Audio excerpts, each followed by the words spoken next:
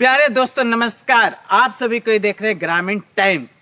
आज ग्रामीण टाइम्स आप सभी को एक प्रेम यात्रा की सच्चाई को दिखाएगा, जिन्होंने अपना प्यार के लिए जाति त्याग किया, उसके बारे में सच्चाई खंगालेगा और आप सभी को हकीकत दिखाएगा। तो चलिए साथियों, हम उन इंसान से मिलाते हैं जिन्होंने 1500 किलोमीटर की यात्रा पूर्ण की है अपने प्यार के लिए। ऐसा शख्स इस कलयुग में कभी मिल नहीं सकता है, लेकिन आज आपको सच्चाई दिखेगा इस सिमडेगा डिस्ट्रिक्ट में। और अभी आप लोग देख रहे हैं कि यूट्यूब हो गया, फेसबुक हो गया, इंस्टाग्राम हो गया, सभी में इनका वीडियो वायरल है। तो आज खंगालेगा इस ग्रामीण टाइम, आप लोग को हकीकत दिखाएगा। चलिए साथियों, आप सभी को काम मिलाते हैं। तो अभी देख रहे हैं आप लोग के बीच में है तुलसीदास साहू से बना तुलसीदास, उससे मिलिए और अभी हम पूछेंगे इनसे। आप हमें सच्चाई बताइए आपके प्यार के बारे में। कितने साल से आपका प्यार चल रहा था या शुरुआत हुआ था, उसे लोगों को बताइए, क्योंकि लोग जानना चाहता है। तो जैसे कि आप लोग देख रहे हैं ग्रामीण टाइम्स, और ग्रामीण टाइम्स के एक चर्चित हमारे यहाँ के यूट्यूबर हैं, न्यूज़ आपके ग्रामीणों का न्यूज़ को कवर कर रहे हैं। तो इनका जो सवाल है उस सवाल का मैं आपको जवाब देना चाह रहा हूँ पूरी शिद्दत से। जैसे कि हमारा प्रेम का जो शुरुआत हुआ वह स्कूल के टाइम पे ही हुआ, पर स्कूल के टाइम 2009 में हमारी मुलाकात हुई, और मुलाकात होने के बाद हमारी जान पहचान बढ़ी। फिर धीरे धीरे हम एक दूसरे को पसंद करने लगे, एक दूसरे को समझने लगे, और इसी तरह से 2025 तक ये यात्रा चली प्रेम की। और जब शादी की बारी आई तो शादी के टाइम पे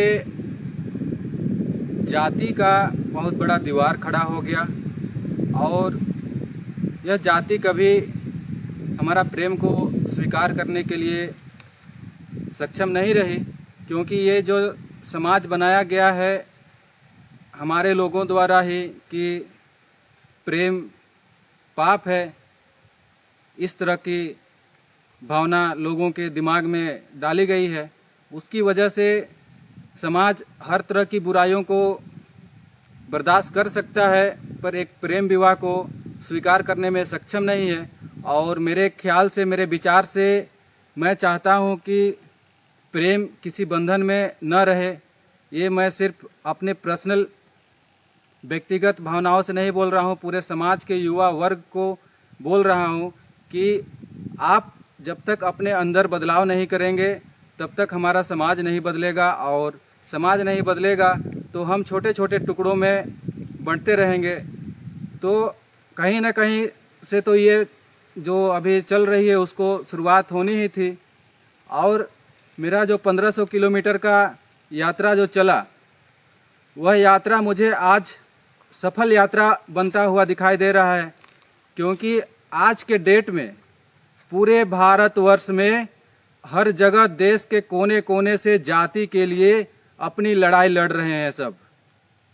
मुझे पता नहीं था कि बागेश्वर धाम बाबा श्री धीरेन्द्र शास्त्री जी इतनी बड़ी रैली करेंगे जातिवाद के लिए, पर आज उनकी यात्रा को देखकर, हिंदू एकता को देखकर मुझे यकीन है, भले कुछ वक्त लगे, कुछ समय लगे, पर सारा हिंदू सनातन धर्म एक साथ खड़ा होगा कहीं ना कहीं। और इसकी शुरुआत मैंने अपनी यात्रा से की थी, और यह यात्रा आज मुझे सफल होती हुई नज़र आ रही है। तो आप लोग भी साथ दे। तो एक चीज आपसे तुलसी जी, मेरा एक प्रश्न है, क्या आपका जाति भेदभाव लेके ही आपका जो प्यार है वो कहीं टूटता नजर आया? क्या ये हकीकत है? ये जो बात आप पूछ रहे हैं बिल्कुल हकीकत है। आज भी समाज में ऐसे मानसिकता वाले लोग हैं जो जाति के नाम पे बटे हुए हैं और जातिवाद करते हैं, और बहुत सारे ऐसे संगठन हैं जो अलग अलग जाति के लिए अलग अलग तरह की कार्य कर रही है, और सभी लोग समाज को अपने सुविधा के अनुसार बनाए रखे हैं। तो मेरा यात्रा का उद्देश्य यही था कि एक बार मेरी बातों को समझा जाए, सुना जाए माता पिता द्वारा, अगर मैं किसी तरह से उनके सोच समझ से मैं काबिल नहीं हूँ, तब आप मुझे अस्वीकार करें, ये मुझे स्वीकार था। पर आप सिर्फ एक जाति की वजह से, जो जाति सिर्फ हमने बनाया, हमारे पूर्वजों ने बनाया, तो वो लोग एक व्यवस्था के लिए बनाया था, पहचान के लिए। पर जाति, असलियत में जाति हमारी पहचान नहीं थी।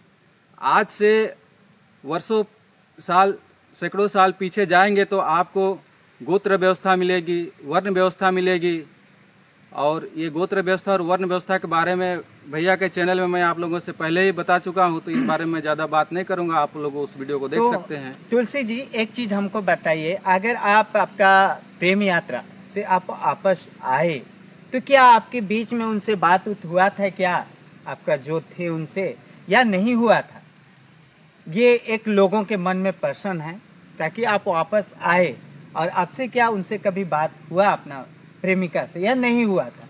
लोगों को क्लियर बता दीजिए, क्योंकि लोग जानना चाहता है आपके प्यार की सच्चाई को।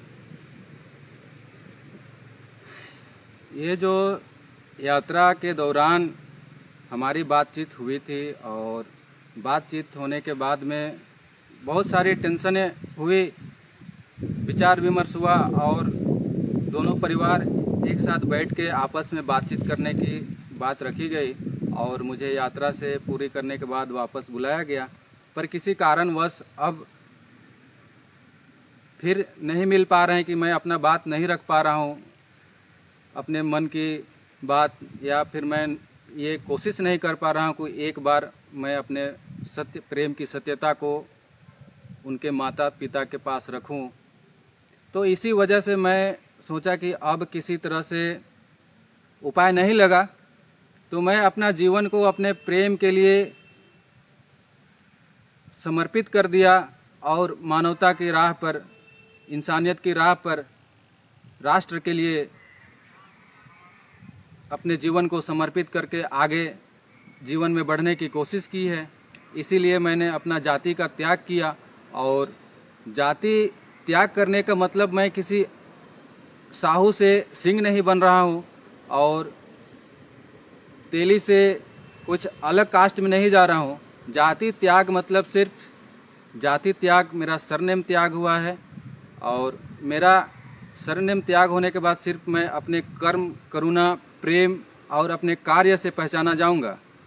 तो अभी सुन रहे थे, तुलसी जी ने बताया, क्योंकि वो वापस आया, अपना बात रखना चाहता था, लेकिन इनकी बात नहीं रखा गया, इसलिए इन्होंने अंतिम निर्णय लिया कि सिमडेगा में जाके, क्या नोटरी पब्लिकेशन जो एसोसिएशन बार में जाके आपने नाम को क्या किए, नाम को नहीं हटाए, बस साहू को हटाने का प्रयास हुआ है।